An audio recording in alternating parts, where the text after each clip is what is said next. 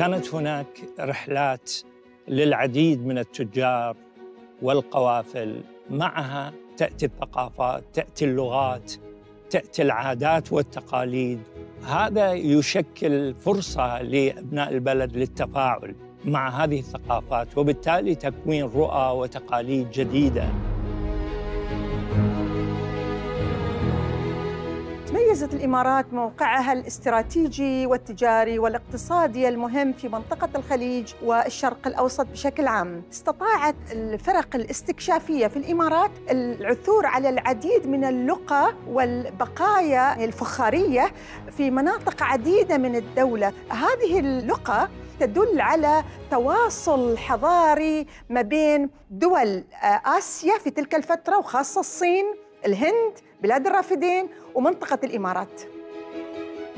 طبعاً عندما نتحدث عن الأهمية التاريخية لدولة الإمارات من ناحية الثقافة ومن ناحية وجود الكم الهائل من المتاحف، الغنى بنوعية هذه المتاحف وبما تملك هذه المتاحف هو انعكاس واضح لأهمية الإمارات عبر التاريخ. يعني أحياناً نجد هناك فخاريات قادمة من بلاد الرافدين، هذا يعني كان هناك تبادل تجاري منذ الألفية الثالثة والألفية الثانية قبل الميلاد، واستمرت ذلك في العصور الكلاسيكية.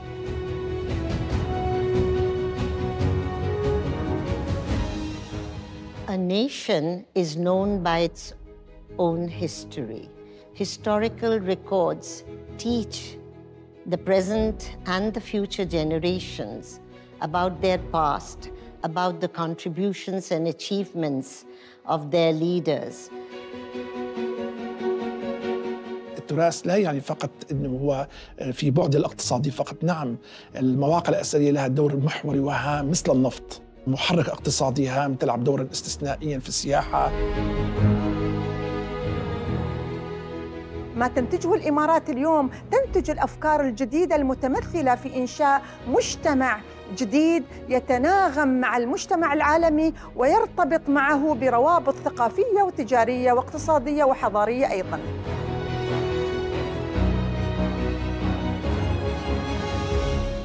Tolerance and acceptance of other religions and cultures, while at the same time remaining firmly rooted in their own rich traditions, form the essence of UAE's national identity and the core values of UAE society. كل من لديه إرث حضاري عميق وطويل وقديم يبني على هذا الإرث في سبيل مستقبل أفضل.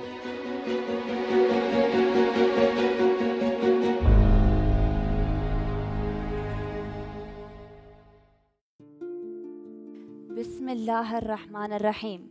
سمو الشيخ حامد بن زايد آل نهيان، سمو الشيوخ، أصحاب المعالي والسعادة، الضيوف الكرام، السلام عليكم ورحمة الله وبركاته. اسمحوا لي بداية بالتعريف عن نفسي. أنا اليازية جاسم الحوسني، مدير إدارة الاتصال الإعلامي بمركز ترندز للبحوث والاستشارات، وتشرف اليوم أن أتولى مهمة إدارة هذا الحوار بعنوان طرق الحرير تطور التجارة بين الماضي والحاضر، الذي سيقدمها ضيفنا المميز البروفيسور بيتر فرانكوبان، أستاذ التاريخ العالمي في جامعة أوكسفورد. ونلفت عنايتكم إلى أن المحاضرة ستكون باللغة الإنجليزية، وبإمكانكم استخدام السماعات لمتابعة الترجمة الفورية. واسمحوا لي الآن بنتحدث باللغة الإنجليزية. Your Highnesses, Excellencies, ladies and gentlemen, it is both an honor and a privilege to moderate today's session that will shed light on the Silk Roads, unraveling the tapestry of ancient and modern trade. Today's session will be delivered by Professor Peter Frankopan, Professor of Global History at the University of Oxford and Professor of Silk Roads Studies at King's College, Cambridge. Professor Frankopan will shed light on the importance of the Silk Roads from antiquity to today, showing how cosmopolitanism, tolerance, and wealth blossomed in different cities, and how trade routes, both over land and over the seas, including the Gulf, linked Europe, Africa, and Asia, in an age of globalization that dates back millennia. Please join me in welcoming Professor Frankopan to begin his lecture. Your Highness, Your Highnesses, Excellencies, ladies and gentlemen, it's a great privilege and an honor to be with you here today in Abu Dhabi to be talking about the importance of history, the queen of all of the subjects that teaches us so much about the past that we need to understand for the present day. As the great scholar Ibn Sina said, to understand events, you need to understand their true causes. And in a world today of such enormous change, unprecedented in its speed and its scale, of new technologies, of transitions into different kinds of energy resources, we need to understand that world, where we've come from, like turning around to see our footsteps in the sand. Today, we're living in a world which has been warmer globally than ever for the last 100,000 years. But ours is not the first generation to experience times of great climatic change. So 4,500 years ago or so, there was a long period, which we know about from data from here in the Gulf, particularly from fossilized coral, that shows us how the weather conditions and the climates changed in this region very sharply. And the effects that that caused are written down on this cuneiform tablet behind me, known as the Curse of Akkad. The great first empire of Mesopotamia was one led by a dynasty that was able to survive all sorts of challenges, but with changing climates, with weather that failed, rains that didn't come, it produced things that we need to anticipate for tomorrow. For example, lower agricultural yields, prices going up, starvation, disease. The ways in which people in the past understood how to adapt are very important. There's a great king in northwestern China more than 2,000 years ago who said, "The ways of yesterday are not enough to make sense of the world today. Adaptation is what matters." And in fact, my very favorite scholar, I know we have some teachers in the audience today, my favorite scholar almost of all time lived just up in the Gulf in Basra, called Al-Jahiz. Al-Jahiz, we here, used to rent bookshops overnight so he could read the books. And when he was an old man, he was found dead one morning because he'd reached to the top of the bookshelves and they'd fallen down on him and killed him. And this is the man who died doing what he loved doing. But even Al-Jahiz, more than 1,000 years ago, wrote and said, if the air is bad, the water is bad, and the land is bad, thinking about sustainability, thinking about environmental concerns and about change has been something that has preoccupied our ancestors for thousands of years. Now, I'm here today to talk to you about exchanges and about the world that built us into one global community. And although we think of globalization as being something very new, 21st century, maybe the 20th century, in fact, we can think of these patterns as having much deeper and longer heritages. So new technologies, for example, that bound the world together about 4 millennia ago happened when the most important early cities in the Nile Valley, in Mesopotamia, in the Indus Valley, in the Yangtze, Yellow River, Mekong, were connected by the introduction of the spreads of metals, and in particular of bronze. People were excited about learning new techniques to make things look different, to be more resilient, the new uses you could have of bronze for armor, for decoration. The ways in which these could be adopted helped bring communities together, spreading ideas. We see something similar from the map behind me, which maps two things together. The colors don't tell you too much, but they map the spread of walnuts and they map the spread of languages. Because when we travel, we bring with us our different foods that we enjoy. We introduce and we speak different languages, and there are words that will follow from one to the other. Those movements between us have introduced so much in the past to the worlds that we know. The Silk Roads, these connections linking all of Asia and Europe and Africa, were corridors that carried people and goods and things like food. Here, the distribution of rice. Rice is the single biggest generator of calories globally today, but also of genetics. The ways in which these connections link us together have deep, deep roots. I have behind me a coin made 2,000 years ago with the image of a Roman emperor on the front. And this coin we can imagine passing through the Gulf after it was bought, after it was used to buy precious objects, maybe incense or aromatics that came from Arabia, and was then taken by ship from the Gulf through to India, where this coin was found, of these exchanges that last and span large distances. Here from Arabia, a beautiful image of a woman with eyes from South Asia, almost certainly from Myanmar, from Burma, and gold probably from the mines of Afghanistan, possibly from here in Arabia. People have always wanted things that are different, that are valuable, that are special, to the point that we can even see these cowrie shells, which you find particularly in the Maldives and in South Asia, being used for currency in places like China, in the Indus Valley. And there's a good reason why these cowrie shells were used, because they're very, very hard to copy and to fake. So the ways in which people learnt, how did they borrow, how did they use, what mattered to them, goes back thousands of years. And of course, some of those exchanges are driven by very simple geographical things like the winds here in the Gulf, with the monsoon taking you in one direction for 6 months, and then the other shapes how people lived, what they ate, who they married, what languages they spoke.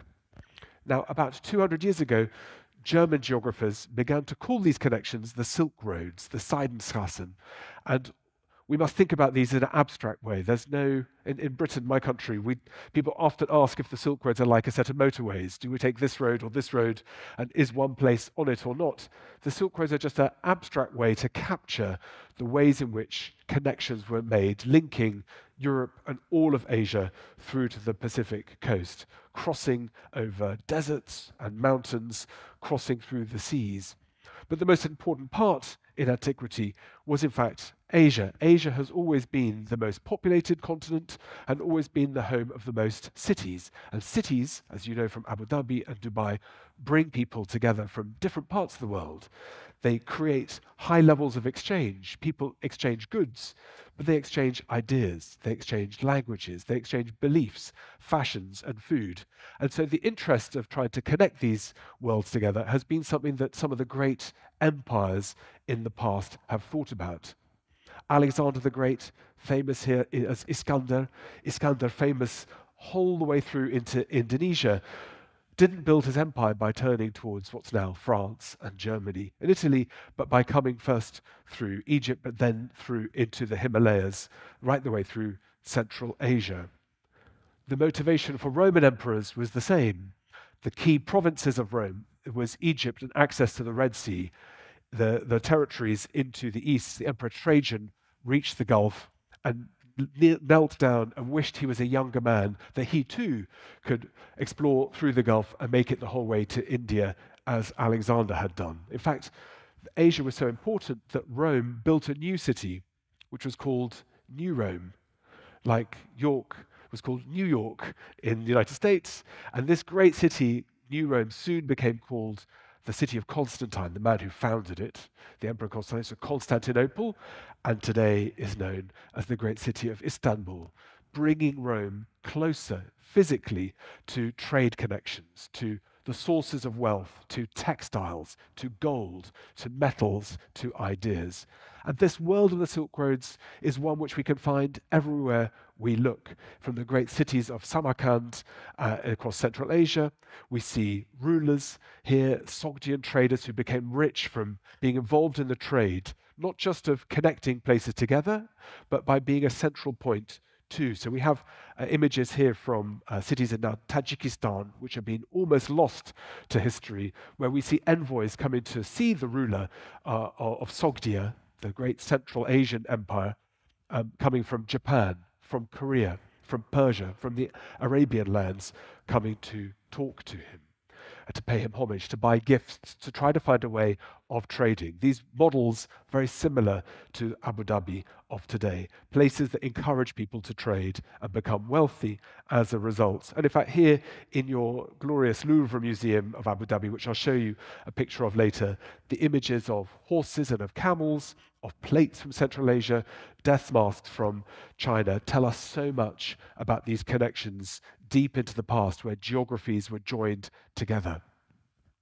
Sometimes when you have geographies that joined with the expansion of the great Arab Empire, the creation was of large spaces that galvanized all sorts of new ideas, allowed people to spread culture and fashions, music and song, although that wasn't always good news. We have a beautiful poem written 1,200 years ago in Al-Andalus in southern Spain, of a man standing next to a single date palm tree, saying, "You and I, O tree, we are far from our Orient home. If the tree could cry, he would cry surely like I do to miss my homeland of where my culture truly comes from." These expansions, so important in connecting places together and, of course, helping to drive trade. We have amazing texts written in Arabic about Chinese textiles being brought to cover the Kaaba in Mecca. We find ceramics that are being shipped from the east towards the Gulf. One single ship found off the coast of Indonesia carrying 70,000 ceramic plates and bowls, all for customers in the Gulf and beyond. This world connected other people too. We found Vikings from Scandinavia traveling down the river systems of what's now Russia and Ukraine to trade with people in Central Asia and beyond, most famously in Baghdad. We find Islamic silver on these rivers, in places like Gotland in Sweden, in enormous quantities. And here behind me, a runestone, a stone set up by a mother to mourn her son and his friends who died on their travels into Serkland, the land of the Saracens, the Arab lands. These connections, they brought ideas over huge distances. This image of the Buddha found in a grave in Sweden. These incredible distances, these common histories we have by people traveling along the Silk Roads to make their fortunes, to find knowledge, to find a way of learning from other parts of the world. One of those great places of the past, of course, the great city of Baghdad. This is an image from an illustrated edition of a book that I made for younger readers, but to show how the Great Walled City brought cosmopolitan scholars from all backgrounds together to learn about astronomy, to learn about optics. And again, yesterday was International Day of Education for teachers who will know this as they tell all of their students. One scholar, Ibn Zafar, telling his students, approximation is not good enough. Accuracy is what matters. Something every teacher will remember and will know as they try to encourage their students to give not a nearly correct answer, but the correct answer. And when you bring people together into cosmopolitan centers, when there is funding and patronage, all of the arts blossom. In fact, in Baghdad, the so-called House of Wisdom, where scholars pored over the works of Aristotle, thought about new cures for medicine, thought about how to treat horses, how to learn from the classical world, how to read Greek poetry and philosophy, as well as in other languages too. These great cosmopolitan centers, hugely important in encouraging people to work together. And perhaps the single most important work of literature that we can think of this high classical Middle Ages of the Arab world is the 1001 Nights, famous to everybody from Disney films to the stories we tell our children about heroes, about the villains, who we should trust, who we should fear. But 1001 Nights is above all a cosmopolitan set of stories. It brings together stories from the Gulf, from Sanskrit, from India, from China, from Jewish traditions, into one work that blends all of these cultures together, because often that's what empires do. And these Silk Roads, these connections weaving across Asia, are what helped empires stick together. So Genghis Khan, the great Genghis Khan, who has a very bad PR company that represents the Mongols, famous for being ultra-violent, actually controlled an empire that was hugely sophisticated, very tolerant, brought together scholars, textile makers, architects back to the center to encourage them to build great monuments. But the dominant of the Mongols was about control over infrastructure, over communication, over information, over ability to be able to get news from one side of the empire to the other and to be able to control. And that's how all states function well. A good, smart bureaucracy, clever administrators who learn their lessons from the past. And we see this across many empires too in history. The great Ottoman Empire, an empire that was truly global with lands in Europe, Africa, and Asia that brought together for 700 years so many of these traditions that blended different geographies, different climates, different cultures, different ecologies into a system that was able to flourish successfully, thinking about trade, how to facilitate people moving around. And these empires, I could go on all day, but unfortunately I'm not allowed to. I can't go on all day. But we see this through the empire of the great Timur, Tamburlaine, as he's known often in Britain. Again, the same processes of always trying to think about trade routes, about connections, about how to be able to control access to goods and markets. We see this in even places like in India, so closely linked in its Persianate culture, its roots of the Mughal rulers into not just the Middle East, but also to Central Asia, where here, perhaps the most famous building on earth today, the Taj Mahal, is connected to Central Asian classical architecture. This is a visual image that is recognizable to people across many homelands and not just in India. In fact, the Silk Roads were not just interesting and important for linking Africa and Europe and Asia together, they also play a role in other events of global history. Now, if we were doing a quiz, I would ask, what is the most important geopolitical moment of the last 500 years? And I would probably think a close answer would be the Declaration of Independence of the United States in 1776. The United States, a huge global superpower, militarily, culturally, still today. But the scene behind me is one of the most famous and important moments of the American Declaration of Independence, the events that built up to it. This is the Boston Tea Party, where people dressed up as Native Americans were dropping tea from China, brought from India by the British into the harbour to protest that they didn't want to be treated in the same way that the British treated their subjects in India. The British had built a great empire controlling infrastructure, networks, ports, information exchanges that allowed them to have a great control over sea and over land, and India was the prize jewel, partly because of the goods that came from there, minerals, metals, wood, but also the ability to trade with China and tea. So the American independence has a connection to the Silk Roads. The growth of Russia into an enormous empire, starting in this dark green color behind me, expanding eventually over the course of 200 years. Russia grew at a rate of 55 square miles every single day from 1812 for the next 100 years. In fact, Russia made it the whole way to control all of Alaska, even had colony settlements in California. Because the ways in which we think about taking over territory is not about making a map bigger, it's about being strategic, trying to think about how to harmonize, how to bring goods together, how to get people to move more easily, how to globalize, how to regionalize, how to encourage trade. Even in the 20th century, those Silk Roads have been important.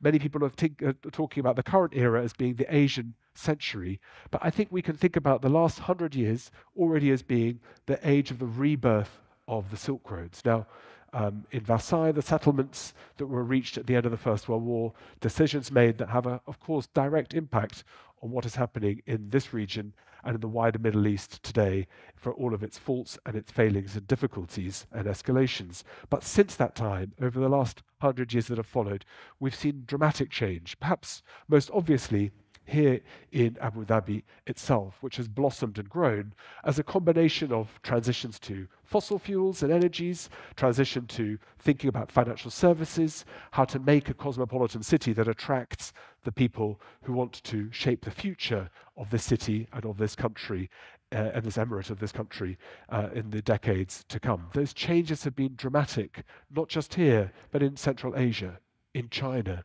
in India, in the Philippines, in Indonesia, in places that are all connected by these Silk Roads.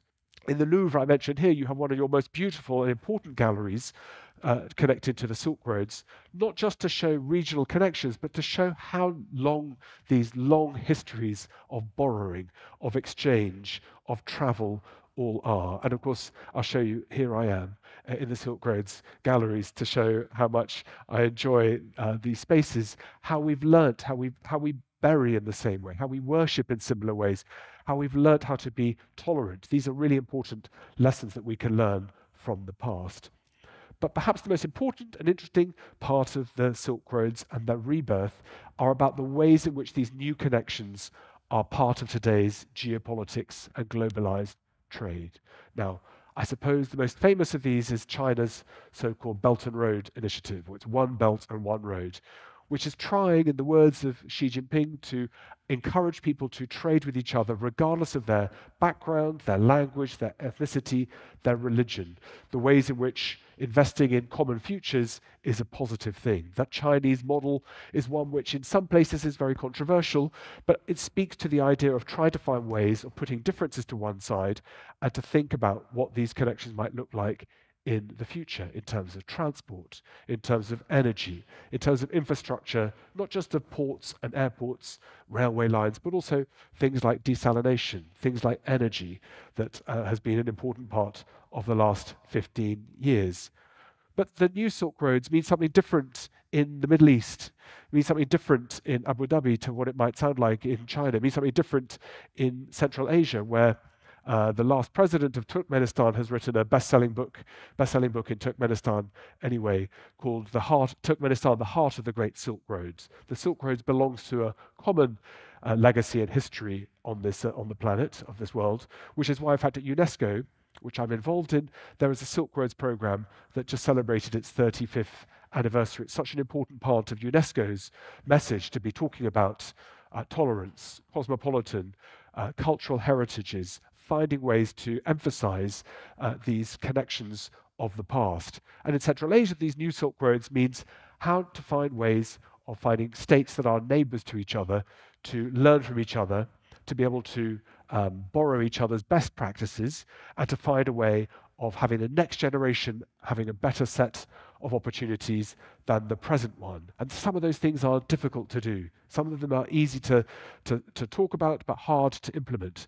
Common practices are significant and difficult to arrange because it requires us to listen to each other, and it requires us to have strategies. But almost every single country along the Silk Roads, from Turkey the whole way through to the Pacific coast, is thinking about regional connectivity, how to boost its connections with the local environments, how to deal with regional problems, and in which ways those affect. So, for example, because of the closure of the Red Sea, the shipping of oil from the Gulf has gone up 182%, it was announced this morning, over the last 5 weeks. These things, they matter to us because in the same way that connections join us all together, any interference in those connections can lock us all down. So if I'd been here talking to you straight after COVID, I'd have mentioned that the globalization, the transport networks that allow us to trade goods and objects are also ways in which other things can transfer. Technologies that can be dangerous, pathogens, diseases that can spread from one person to the next. Things that join us together are also very vulnerable at times.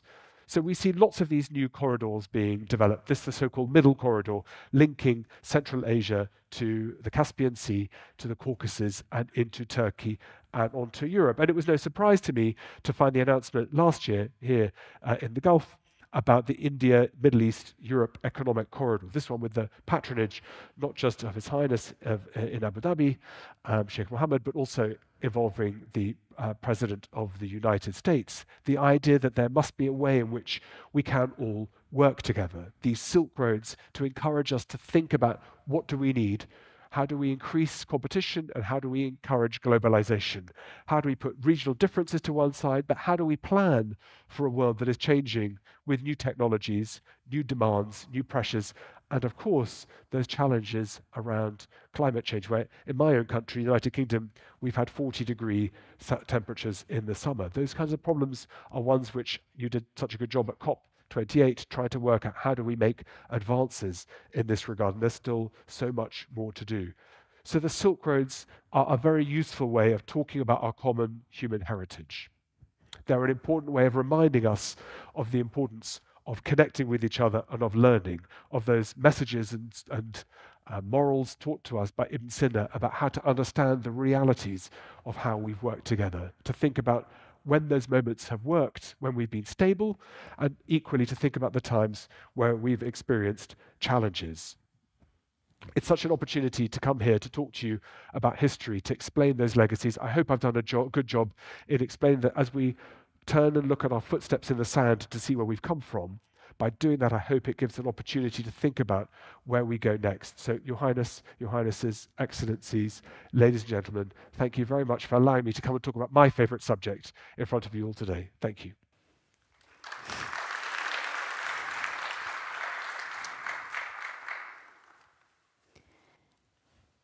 Thank you, Professor Frankopan, for sharing your very valuable insights. Now, if you allow me, I'd like to ask you a couple of questions that revolve around this crucial topic. I'd first like to jump in on, do you believe the expansion of all these international trade routes, does this create a more competitive global environment, or do you believe it contributes to achieving the global goal, which is in promoting international trade? That's a great question. Competition drives prices down, and it pushes innovation up. Because if you can find ways to innovate, then you generate an advantage. So globalization in that sense allows new pockets of excellence to appear. So it doesn't have to be one thing or the other. I think lots depends on exactly which sector one's talking about. But for sure, the first thing, I mean, the most basic thing with history is always to think about logistics. I mean, it's the most boring thing anybody ever wants to listen to, because of course we want to hear about the great heroes of the past. We want to hear about the awful people from the past who did bad things. But the most important question to always think about are, where do you find your calories? Where do you find your water for sanitation and hydration? And what are your energy sources? And from those three things, everything else flows. Luxuries are driven by a demand from the wealthy rather than rice and wheat that are required for all of us to eat. So I think you find different shapes of what's required, but competition is important because it rewards people who are able to push themselves to challenge new boundaries and to innovate. So it's no surprise, I suppose, and we talked a little bit about this before, the great universities in the world have always, and the great centers of learning have always tended to be in the wealthiest places, because patrons are able to fund research into sciences, into optics, into engineering, into AI. And I think that that's the key thing. So 500 years ago, my great universities, Oxford and Cambridge, they're normally ranked number 1 and number 2 in the world. Sometimes one is first and one is second. But they have a long legacy that are the product of Britain having been such a wealthy empire for so many centuries. But today, the United States is moving ahead, China moving ahead, because of the ability to fund innovation. And a lot of those innovations are done in the sciences, and those can be hungry for funding. So patronage, inclusion, tolerance, openness, and an education department that is able to encourage innovation is the key thing, I think. Professor Frankopan, you stated something about artificial intelligence. In the current technological era we live in today, and all this fast-running artificial intelligence, and then comes transportation, and then comes communication, how do you envision the future implications of technology when it comes to all these global trade routes? Well, the short answer is new technologies allow the building of new empires. Empires don't always have to be large territories. Empires can sometimes be to do with funding and the resources, or they could be about control of technologies. So I think there are some companies that have bigger valuations than many countries. So Microsoft this morning has just passed $3 trillion in its valuation. So in some ways, it's an empire. The question is, who are the shareholders and what strategy is adopted by the board? So new technologies often lead to great disruption because those who acquire technologies first often will use them to gain an advantage. So bronze, for example, almost certainly the great changes across all of the global cities in the world about 4,000 years ago were to do with the introduction of bronze technologies that I showed one of the early maps.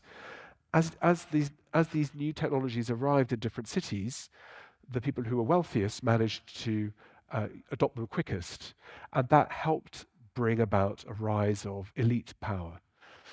So technologies often play an important role in creating new structures, political and social, new empires of all kinds. And empires can usually be difficult animals to tame because they want to keep expanding.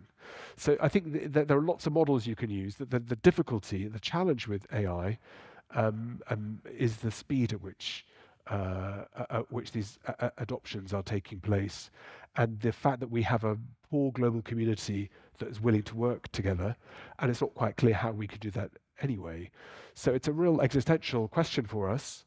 And I thought that before, if you'd asked me 5 years ago, I'd have said climate and climate change is the biggest existential challenge. But I think AI is at the same level, maybe higher. But it doesn't mean that it's dangerous. It just means that the winners and the losers will, or the winners anyway, will separate to one side. But it's a question that every government on the planet now is trying to think about, where the ways in which AI will be a benefit and a bonus, and what ways will it produce challenges.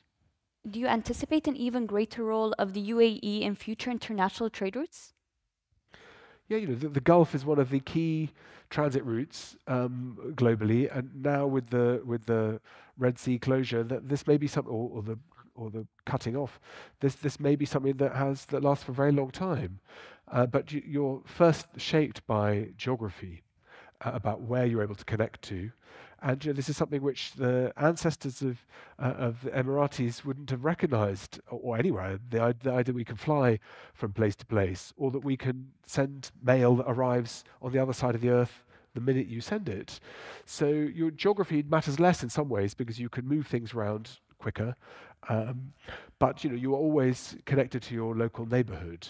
But it's not a surprise, I think, that the investment into ports in Dubai, into infrastructure, allow for what any leader in the past would have recognized, which is, if you can make networks of communication quicker and better, then people can move quicker and they can share quicker, and then your costs go down. So if you can get, when the railway opens from Abu Dhabi to Dubai, and you can beat the traffic, then people's productivity goes up. So investing in infrastructure is really, really important. And because urbanization and because the population of UAE has grown a lot in the last 30, 40 years, it's not easy to keep up. But I think that if you can keep on creating infrastructure that allows people's quality of lives to be good and efficient, and to have the minimum amount of wasting time, then I think that's really important. Thank you, Professor Frankopan, for your valuable insights. In conclusion, let us remember that the Silk Roads is not just about an exotic distant past, about faded glories and moments that have been and gone.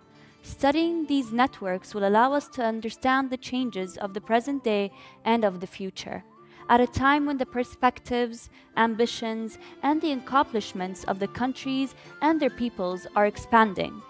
It would now be an honor to invite His Highness Sheikh Mohamed bin Zayed Al Nahyan and the speakers from the introductory video to gather in front of the stage for the group photo. Thank you very much.